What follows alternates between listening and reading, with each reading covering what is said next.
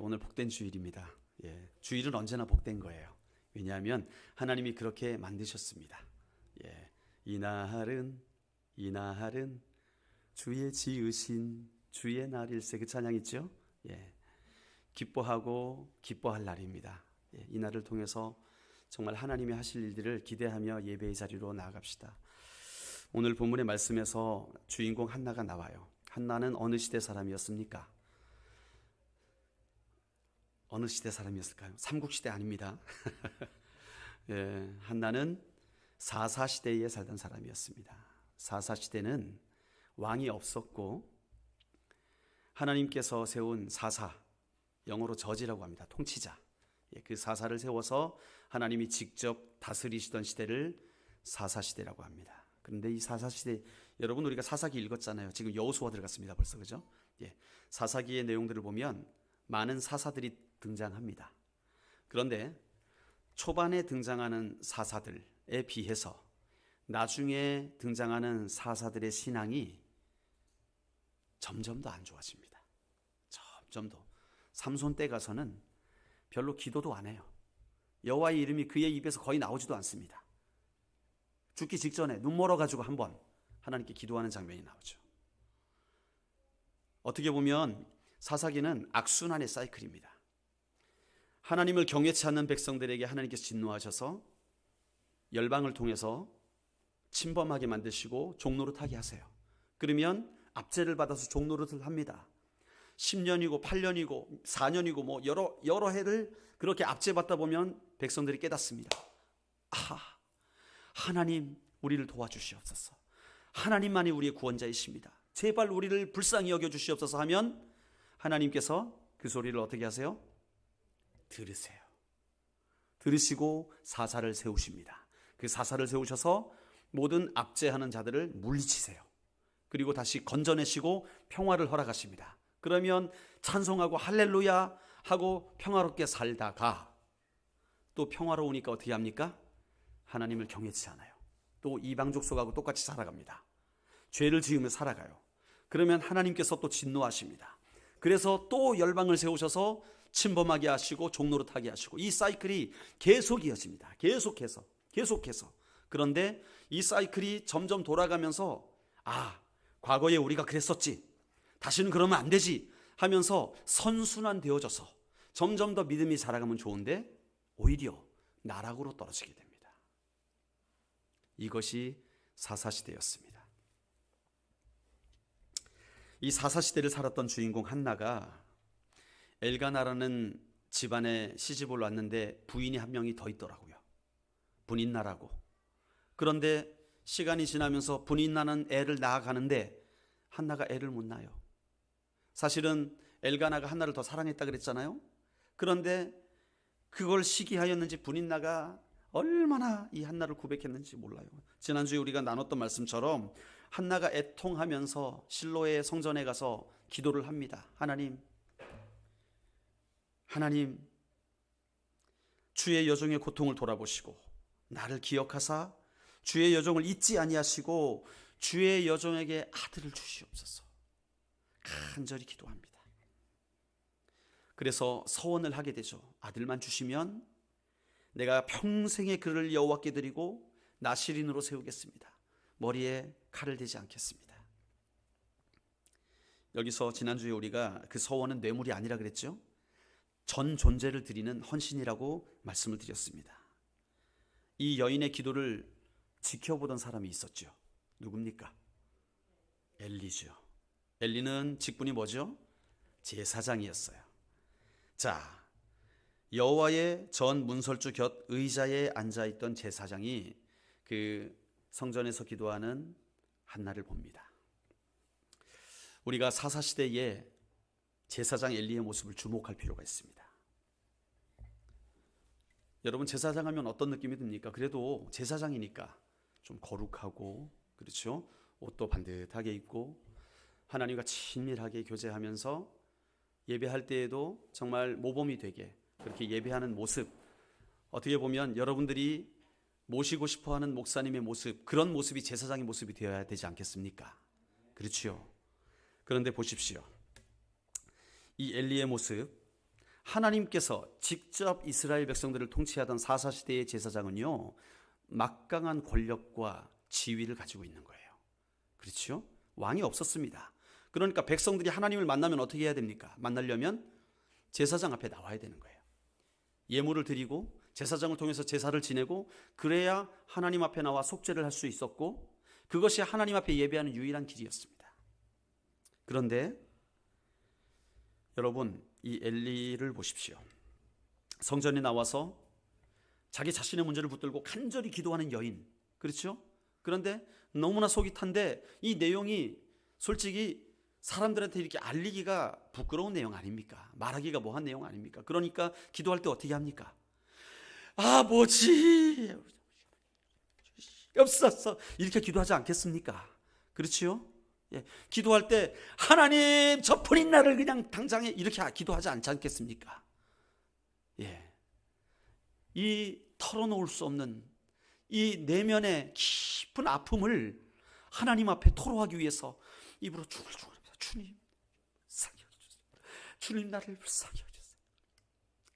간절하게 기도를 드리는 그 한나의 모습을 보니 이 엘리가 뭐라 그럽니까? 14절에 보니까 네가 언제까지 술 취해가지고 주정하겠느냐, 그러지 말라는 거예요. 왜 술 먹고 교회에 앉아가지고 그러는 거야? 그러지 말라는 거예요. 여러분, 엘리가 왜 이런 말을 했을까요? 왜 제사장 엘리가 간절히 기도하는 여인을 바라보고 술 깨고 난 다음에 오라고, 술 주정하지 말라고 그랬을까요? 엘리는 보았죠.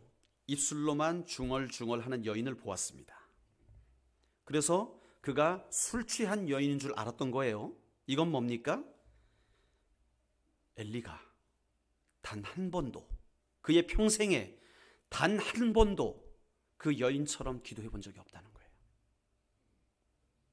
그 여인의 심정으로 제사장 엘리가 단 한 번도 간절한 마음으로 하나님 앞에 나와서 기도해 본 적이 없었다는 거예요. 주님, 여러분, 우리가 지금 어떤 광경을 목격하고 있습니까? 하나님의 제사장 엘리가 기도하는 여인의 모습을 알아보지 못하고 있어요. 주님, 이게 바로 사사시대 이스라엘의 영적 지도자의 모습이었습니다. 하나님께서는 분명히 사사들을 세우셨고요, 그들로 모든 압제를 꺾으셨고요, 구원하셨는데 그들이 평안의 때가 오면 그들은 즉시 하나님을 기억지 않고 자기들 소견에 오른 대로 살았습니다. 엘리가 그런 모습이었습니다. 엘리는 이런 이스라엘의 상태를 상징적으로 보여주고 있는 것입니다. 여러분, 어쩌면 하나님께서 다윗을 등장시키기 위한 이 사무엘상의 초반부에 불임한 여인 한나를 왜 등장시키셨을까요? 바로 이 사사시대가 불임한 여인과 같다는 거예요. 생명력이 없는 그 상태로 살아가고 있더라는 거예요. 절망적인 상태 가운데 빠져 있다는 거예요. 이게 이스라엘의 영적 상태라는 거예요. 한나는 엘리와 같은 사람이 제사장이라면 여러분, 소망이 있습니까? 한나에게 소망이 있었겠습니까? 없지요. 여러분, 이런 이스라엘을 통해서 하나님의 언약이 성취될 가능성은 희박해 보입니다. 참 절망적입니다. 그것이 이 사사시대의 민낯이었어요. 적나라한 모습이었습니다.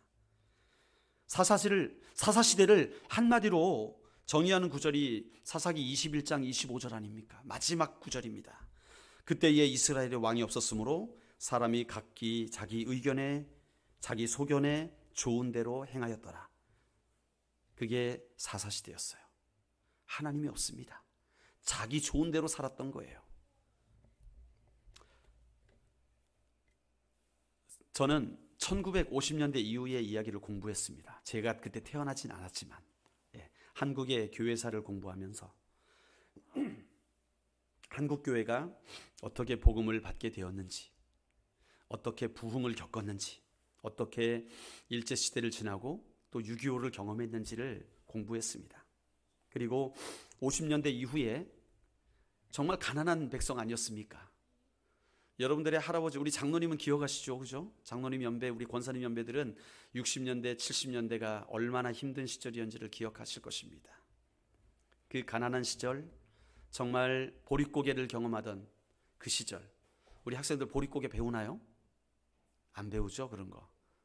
보릿고개는 진짜 먹을 게 없어가지고 볼이 날 때까지 쫄쫄 굶고 있다가 볼이 나서야 좀 이제 숨통이 트이는 그 시절이었습니다. 그러니까 그동안 소나무 껍질을 먹었다 그래야 돼요. 풀도 뜯어 먹고. 소입니까 우리가? 소화도 안 될 텐데 풀 뜯어 먹고 소나무 껍질 먹고 감자만 먹고, 그리고 이만한 솥에다 밥알 몇 개 넣어가지고 불려가지고 먹고. 와, 그래서 저희 아버님이 감자를 그리 싫어했습니다. 무도 싫어했고, 무밥, 무만 있고 밥은 별로 없고, 그게 무밥이라는 거예요. 그런 아픈 시절을 경험하면서 한국 교회는 성장했습니다. 왜 그랬을까요? 너무 힘드니까 부르짖었어요. 하나님, 살 길을 허락해 주세요. 하나님, 우리 인생이 고달픕니다. 무릎으로 나갔어요. 목사님들이 교회를 개척하시면 개척하는 교회마다 사람들이 몰려왔습니다. 교회들은요, 때만 되면 부흥회를 열어서 수많은 사람들을 초청해가지고 월요일부터 금요일 저녁까지 새벽 5시, 오전 10시, 오후 2시, 저녁 7시 예배를 열었어요. 일주일 내내 부흥회를 합니다. 그리고 부흥회를 마치고 은혜로우면 그 다음 주엔 옆교회 부흥회에 또 참석해요. 새벽 5시, 오전 10시, 오후 2시, 7시 부흥회를 또 참석합니다. 물론 그게 가능했던 것은 당시에 농경사회였기 때문에, 사람들이 농사 짓는 사회였기 때문에 바쁘질 않았어요. 그렇게 지금보다. 그렇기 때문에 부흥회만 있으면 이것저것 다 제쳐두고 말씀 듣는 데 집중을 하고 은혜 받는 데 집중을 했습니다. 그러니까 신자들은 은혜를 사모하면서 그 이번에 오신 말씀, 이번에 오신 목사님께서 어떤 말씀을 증거하실지 사모하며 나왔습니다.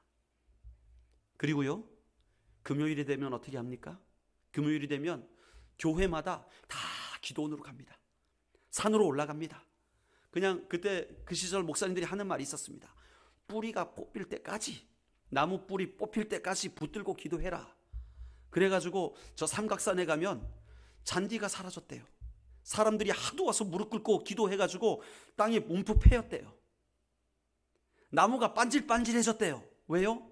성도들이 금요일마다 와가지고 밤새도록 기도해가지고 나무를 붙들고, 그러니까 그 붙들고 기도하는 나무가 반질반질해졌다는 겁니다.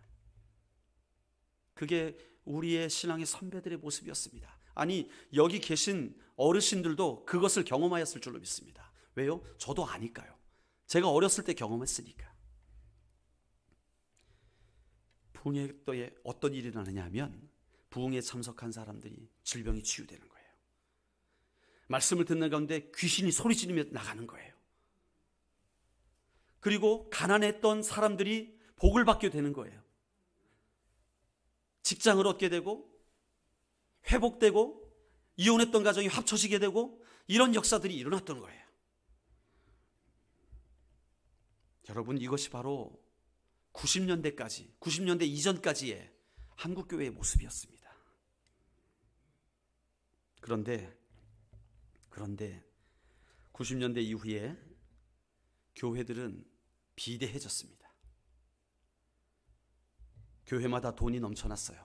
그래서 앞다투어 교회 건물을 크게 건축하기 시작합니다. 과거에는 천막 하나만 있어도 좋겠는데 이제 교회들이 의리의리한 건물을 지어나가고요, 도시의 가장 좋은 땅에다가, 가장 비싼 땅에다가 엄청난 건물을 지어나갑니다. 그러면서 신자들은 어떻게 됩니까? 옛날에 그 가난에서 벗어났어요. 그 궁핍에서 벗어나서 이제는 세 끼는 그래도 먹고 삽니다. 굳이 성전에 가서 무릎 꿇고 하나님, 쌀이 떨어졌어요, 하나님, 옷이 떨어졌어요 말하지 않아도 그저 그럭저럭 먹고 살 때가 되었어요. 그러니까 성전을 찾는 사람들이 줄어들었습니다. 밤새워 기도하는 사람들이 사라지기 시작했습니다. 좀 더 교양 있고 폼나는 신앙생활을 하길 원했습니다. 그러다 보니까 교회가 목사님을 청빙할 때도 은혜롭고 뜨겁고 살아계신 하나님의 말씀을 선포하는 목사를 찾기보다 공부 많이 하고 똑똑하고 박사학위 받고 외국 갔다 오시고 그런 목사님들을 청빙하기 시작했어요. 근데 문제는 외국 가서 공부하는데 하나님 없는 신학을 배워서 왔더라는 거예요. 여러분, 지금 한국 신학교에 예수 믿지 않는 교수님들이 얼마나 많은지 모릅니다. 예수가 없다라는 책을 낼 정도예요. 신학교 교수님들이. 그게 벌써 20년 전 일입니다. 한국교회가 소망을 잃어버렸어요. 가슴치며 피 묻은 복음을 전하는 목사님들이 사라지기 시작했습니다. 생명 걸고 목숨 걸고 복음을 전하는 그런 목사님들이 사라졌어요. 성도들은 우리의 마음을 편안하게 해주는, 그래서 주일 예배 나와서 이렇게 들으면 당신 복 받습니다, 당신 잘하고 있습니다, 당신 지금 하던 대로 조금만 더 열심히 하세요, 그렇게 달래주고 위로하는 목사님들을 선호하기 시작했어요. 목사가 강단에서 진리의 말씀으로 선포해서 마음이 찔리고 상처를 받으면 회개하면서 주님, 내가 잘못했습니다, 나에게 이 말씀으로 깨닫게 해주시니 감사드립니다 하면서 회개하며 나와야 되는데, 목사가 잘못됐네, 교만하네, 엉뚱한 말 하네, 불편하게 만드네, 교회를 분란을 만드네, 그러면서 목사님을 쫓아냅니다. 젊은이들은 어떤가요? 젊은이들이 우리 교회 너무 촌스러워, 우리 교회 조명도 약하고 사운드도 약하고 너무 비주얼도 약해, 역시 큰 교회로 가야 돼. 연주는 화려합니다. 대형 교회의 현란함을 찾아갑니다. 음악은 세련돼요. 그런데 영성이 없는 거예요. 하나님의 임재가 없는 거예요. 어떤 음악을 통해서 느껴지는 분위기, 감성, 그런 것에 눈물을 흘리기도 해요. 눈물 뚝뚝 흘리면서 주님 사랑해요, 사랑해요 하는데 교회 문을 나와서 변함이 없습니다. 놀던 대로 놀고 악한 말 하던 대로 악한 말 하고 삶이 변하지 않습니다. 이것이 우리의 모습입니다. 여러분, 이제 회개를 잃어버린 교회, 돌이킬 줄 모르는 교회가 되어버렸어요. 이제 더 이상 수많은 교회에서 생명의 역사를 찾아보기가 힘들게 되었습니다. 세상은 이런 능력을 잃어버린 교회를 비난하고 조롱하기 시작했어요. 개독교란 말이 나왔어요. 교회는 그런 세상에 대해서도 한마디도 말 못하는 부끄러운 자들로 전락했습니다.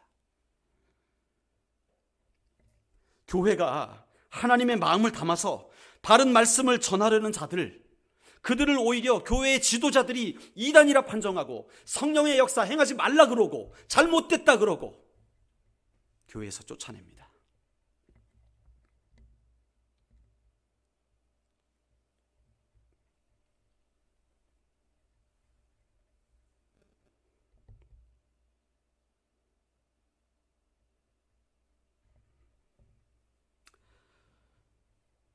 하나님의 마음을 알아야 됩니다.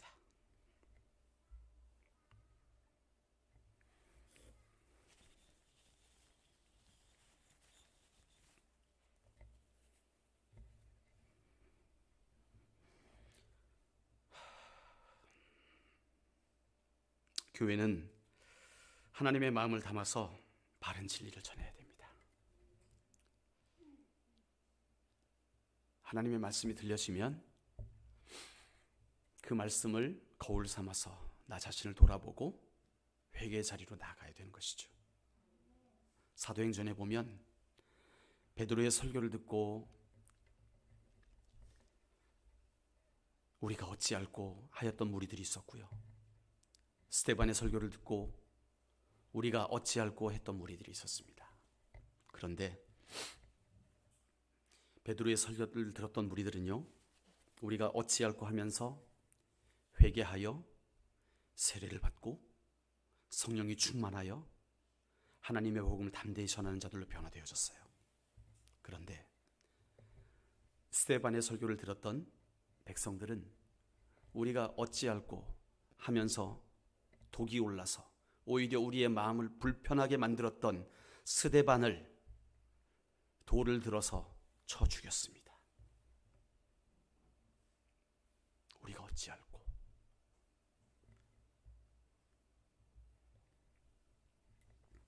이 시대의 교회들이요, 도덕적 교훈으로 죄인된 신자들을 안심시키는 그런 교회가 되어버렸어요. 교회는 마음의 위로를 얻는 것, 마음의 평안을 얻는 것으로 정의해버렸어요. 그래서 교회에 가서 내가 위로받지 못한 것 위로 한번 받아보자. 이게 교회입니까?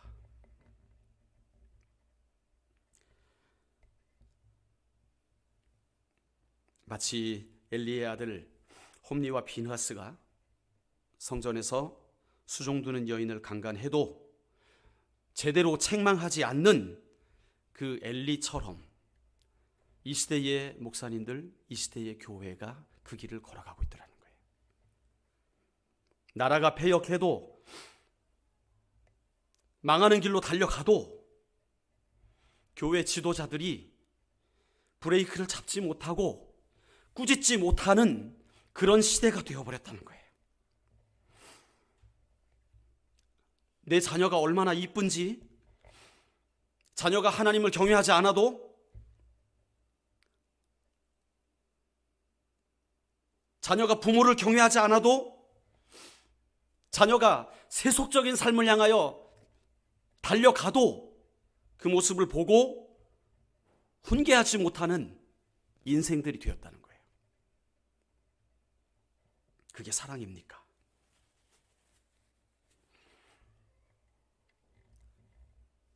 엘리의 모습이었습니다. 그리고 우리의 모습입니다. 우리 교회는 엘리의 모습을 닮았습니까? 아니면 한나의 모습을 닮았습니까? 아니, 우리 교회 말고 나는 엘리의 모습을 닮았습니까? 아니면 한나의 모습을 닮았습니까? 여러분, 한국 교회가 이 엘리야와 같은 상태가 되었습니다.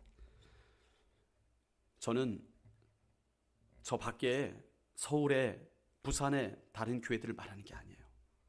우리의 교회를 말하는 것입니다. 이 말씀은 바로 저와 여러분들을 향해 선포되는 하나님의 말씀인 줄로 믿습니다. 여러분, 제 자신이, 그리고 여러분이 바로 엘리와 같은 신자가 되었다는 것입니다. 뭔가 좀 더 세련된 것, 좀 더 세련된 말씀을 기대하지 마십시오. 하나님께서 이스라엘에게 말씀하십니다. 너희가 예배할 때 가식을 제어해버려라. 신명기 27장 6절에 보면 너희는 다듬지 않은 돌로 내 하나님 여호와의 제단을 쌓고 그 위에 내 하나님 여호와께 번제를 드리라고 말씀해요. 하나님은 우리의 포장된 모습을 원하시는 게 아니에요. 여러분, 양복 잘 입고 넥타이 잘 매고 교회에 와서 선한 사람인 척하고 그렇게 하길 원하시는 게 아니에요. 하나님은 우리의 있는 모습 그대로를 주님 앞에 나와서 말씀에 비춰 잘못된 것이 있으면 하나님, 내가 잘못했어요. 하나님, 내가 잘못 살았군요. 정말 바보 같은 인생이었군요. 주님, 저도 구원받을 수 있습니까? 주님, 저도 용서받을 수 있습니까? 회개하며 나오라는 거예요. 아멘이십니까? 여러분, 이것이 바로 한나의 기도하는 모습이었습니다. 다듬어지지 않은, 꾸며지지 않은, 가식적이지 않은 그 모습으로 제단에 나와서 하나님 앞에서 토로하면서 통곡하면서 기도하는 거예요. 하나님, 나를 기억해 주세요. 하나님 없이 살아갈 수 없습니다. 하나님, 나를 기억해 주세요. 여러분, 회개의 메시지가 선포될 때 회개할 줄 아는 자가 복된 자입니다. 저 아수르의 죄악된 백성 니느웨도 요나가 그냥 대충 한 말, 40일 뒤에 너희는 망한다 라고 했던 그 메시지를 듣고, 아, 이것이 나에게 하는 말씀이구나, 우리가 기도하지 아니하면, 회개하지 아니하면 우리가 망하게 되었구나 하면서 온 나라에 금식을 선포하고 짐승들까지도 금식을 선포하고 옷을 찢으며 죄를 뒤집었으며 회개 자리로 나오게 되었을 때에 하나님께서 그 백성들을 구원하셨습니다. 여러분, 우리 이 시간 회개의 자리로 나갑시다. 다른 많은 메시지를 들을 것이 아니라 이 시간 우리 한번 우리의 마음을 찢으면서, 하나님, 내가 엘리였습니다. 내가 엘리였습니다. 지금 음악 좀 틀어주실까요? 내가 엘리였습니다. 내가 하나님을 온전히 섬기지 못했어요. 내가 폼나고 좋은 신앙생활 하려고 노력했고, 하나님, 내가 복음 전하는 것 정말 동전 한 푼만큼의 가치도 생각하지 않았고, 내가 하나님이 기뻐하시는 것은 조금도 하지 않으면서 내가 그래도 크리스찬이라고, 나 예수 믿는 사람이라고 자랑하고 다녔어요. 하나님 보시기에 내 모습이 정말 개차반 같은데도 불구하고 그래도 나는 교회 다니니까 난 크리스찬이야 라고 말하고 다녔던 것, 회개합시다.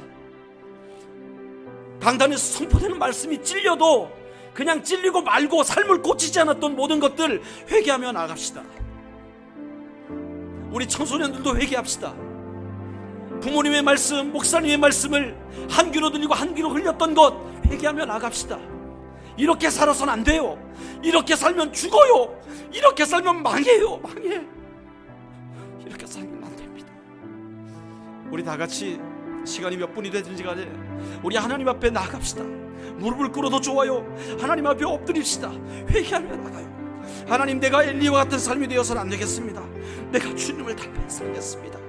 내가 여호와께로 돌아가길 원합니다. 주님, 나의 삶을 고쳐주시옵소서. 나의 삶을 고쳐주시옵소서. 말씀이 들려지게 하시고, 하나님이여, 내 삶 가운데 하나님의 말씀이, 하나님이여, 나를 고치시며 변화시키는 역사가 지금 이 시간 있게 하여 주시옵소서. 나를 불쌍히 여겨달라고 우리 다 함께 우리 주여 한번 외치고 합심으로 기도하며 나가십시다. 기도하시겠습니다. 주여,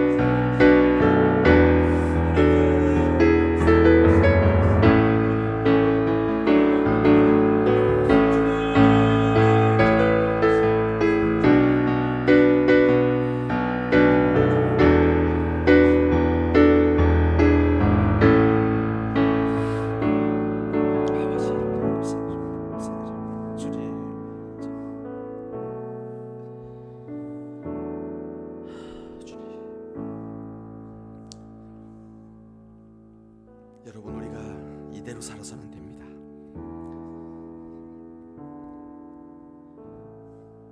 우리가 잘 예수 믿고 있는 게 아닙니다.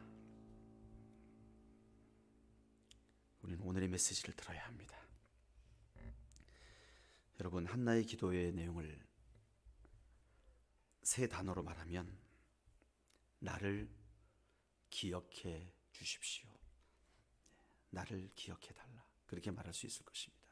여러분, 우리가 먼저 여호와 하나님을 기억해야 돼요. 여러분 삶 가운데 하나님이 계세요? 생각을 해보세요. 아침에 일어나서 눈을 떠서 우리 학생들은 학교에 갈 것이고 직장인들은 직장에 갈 것이고 주부들은 가정에 있겠죠. 그런데 바로 그 순간순간에 하나님이 계세요? 정말입니까? 하나님이 계십니까? 느끼십니까? 인정하십니까? 오늘 말씀은 우리에게 말해요. 여호와를 기억하라. 여호와를 기억하라. 한나가 삶의 자리에서 여호와를 기억했습니다. 그래서 그분 앞에 나가 무릎을 조아렸습니다. 그때에 어떤 일이 일어났습니까? 우리가 여호와 하나님을 기억하게 되니까 하나님이 우리를 기억하시는 역사가 일어납니다. 하나님이 여러분을 그 자리로 초청하는 거예요. 1장 19절에 보면 그의 아내 한나와 동침함에 여호와께서 그를 생각하신지라. 하나님이 한나를 기억했다는 거예요. 여러분, 이게 우리 삶이 돼야 되는 거예요. 먼저 우리가 하나님을 기억해야 돼요. 아멘. 하나님은 우리를 아시잖아요. 그래서 먼저 우리가 하나님을 기억하면, 먼저 주님 앞에 나아가면 하나님이 우리를 생각하신다는 거예요. 이게 영적인 원리예요. 하나님의 그 기억하심으로 한나의 모든 암울했던 인생 끝나버립니다. 한 방에 끝나버리는 거예요. 여러분 인생이 얼마나 어두웠는지 모르겠어요. 저도 저를 돌아보니까 제 인생이 어두운 부분이 있었더라고요. 그런데 그 순간에 우리가 잊지 말아야 될 것은 여호와를 기억하라. 여호와를 기억하라. 하나님이 한나를 기억하셨고 한나는 사무엘을 낳습니다.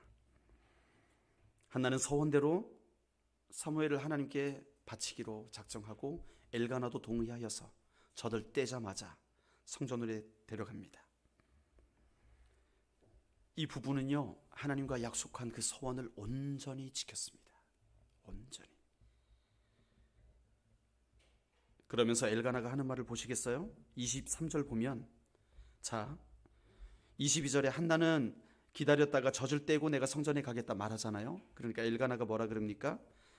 그대의 소견에 좋은 대로 하여 그를 젖대기까지 기다리라. 오직 여호와께서 그의 말씀대로 이루시기를 원하노라.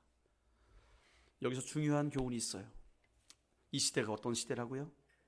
사사시대. 사사시대가 어떤 시대라고요? 자기 소견대로 살던 시대였어요. 그런데 지금 엘가나가 하는 말이 뭡니까? 한나의 소견대로 하여. 한나의 소견대로 하라는 거예요. 같은 소견대로 하는 것입니다. 그러나 결과는 달랐습니다. 왜요? 한나는요, 자기 소견대로 하는 것이 바로 하나님의 뜻이었습니다. 하나님의 뜻 가운데 있었던 거예요. 하나님의 뜻만 원했던 거예요. 그게 한나였습니다. 여러분, 잊지 마십시오. 자기 뜻을 향해 나아갔던 이스라엘 백성들은 결국 멸망당합니다. 그러나 하나님의 뜻을 나의 소견으로 생각하고 주의 뜻을 쫓아갔던 한나는 한순간에 문제가 해결됩니다. 이게 성경의 진리입니다. 세련되지 않아도 좋습니다. 여러분, 좀 서툴러도 좋습니다. 있는 모습 그대로 하나님 앞에 나가십시오. 어떤 분들은 목사님, 저는 잘 기도할 줄 몰라요. 괜찮아요. 그냥 마음을 주님께 고백하세요. 종교적인 어구 안 써도 좋아요. 주시옵소서 이런 거 안 해도 됩니다. 있는 모습 그대로 하나님, 주님 앞에 왔습니다. 저 아시지요? 저 힘듭니다. 살려주세요. 저 좀 살려주세요. 저 변화되고 싶어요. 그렇게 고백하시면 되는 거예요. 그게 한나의 기도였습니다. 그러면 하나님이 우리를 기억하십니다. 그러면 하나님이 우리를 만지실 것입니다. 그러면 하나님이 기억하시고 우리를 변화시켜 주실 것입니다. 이 사사시대와 같은 이 시대에 우리의 교회가, 우리의 예배가 그런 교회, 그런 예배가 되었으면 좋겠어요. 여러분, 하나님께로 돌아갑시다. 이제 과거의 일들 하나님 앞에 회개의 자리로 나아가서 다 털어버리고 이제는 내가 한나처럼 주님을 기억하며 살겠습니다. 경건한 척 하던 거 다 벗어버리고 이제 경건하게 한번 살아보겠습니다. 그것이 살 길입니다. 우리 이 찬양 드리고 기도하시겠습니다. 여호와께 돌아가자.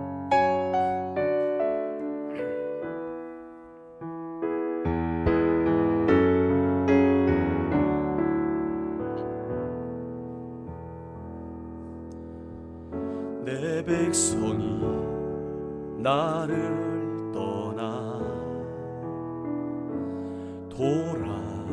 돌아섰지만 내 사랑이 내 백성을 포기 못하니 내 모든 것 내어주고 나 그들을 얻으리라. 여호와께 돌아가자. 우린 돌아서도 그는 변치 않네. 여호와께 돌아가자. 우린 넘어져도 그 사랑 영원하네.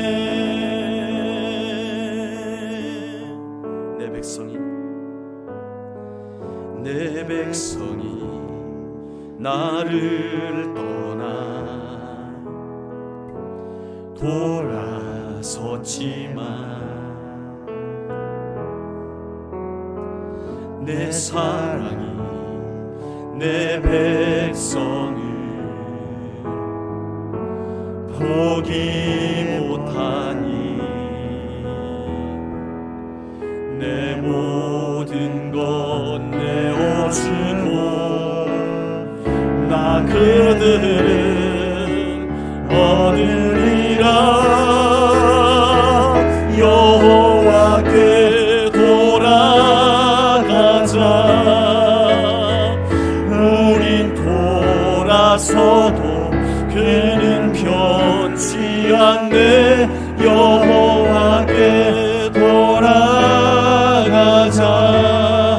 우린 넘어져도 그 사랑 영원한. 여호와께 돌아가자. 여호와께 돌아가자.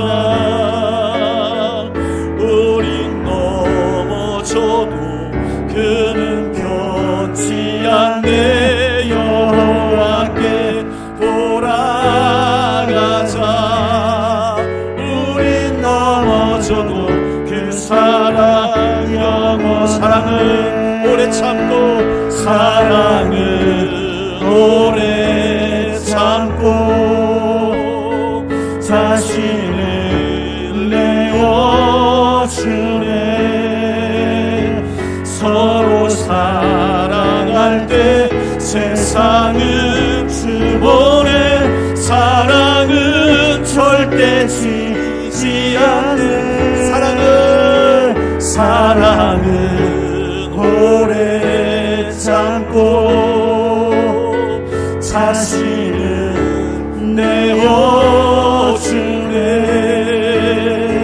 서로 사랑할 때 세상은 주보네. 사랑은 절대 지지 않네.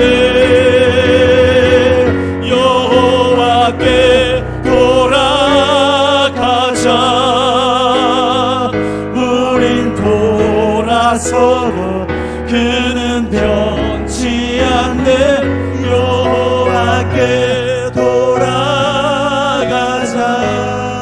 우린 넘어져도 그 사랑 여호와께 돌아가자. 우린 돌아서도 그는 변치 않네. 여호와께 돌아가자. 우린 넘어져도 그 사랑 영원하네. 기도하시겠습니다. 존귀하신 하나님, 하나님을 떠나 우리 소욕대로 살던 우리를 저버리지 않으시고 기억하신 주님을 찬양합니다.